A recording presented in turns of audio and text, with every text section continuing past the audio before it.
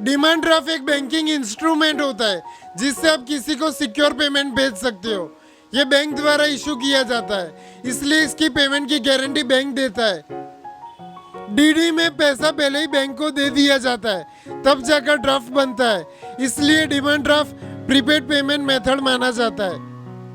इसमें पेई का अकाउंट डायरेक्टली डेबिट हो जाता है या कैश लेकर बैंक ड्राफ्ट बनाता है। डीडी पर पेई का नाम लिखा होता है जिसको पैसा मिलना होता है। इससे किसी स्पेसिफिक पर्सन या ऑर्गेनाइजेशन को ही पेमेंट मिल सकती है। डिमांड ड्राफ्ट को क्रॉस किया जाता है, इसलिए ये डायरेक्टली अकाउंट में डिपॉजिट होता है। ये बेरर इंस्ट्रूमेंट नहीं होता, मतलब कोई भी रैंडम आदमी इसे एनकैश नहीं कर सकता। इसका ज्यादा use school college fees, government fees या ऑफिशियल पेमेंट में होता है।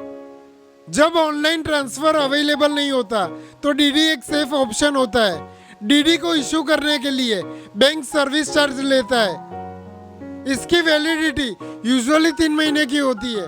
अगर डीडी एक्सपायर हो जाए तो रीवैलिडेशन के लिए बैंक जाना पड़ता है। डिमांड ड्राफ्ट का concept reserve bank of India के बैंकिंग रूल्स के अंडर रेगुलेट होता है।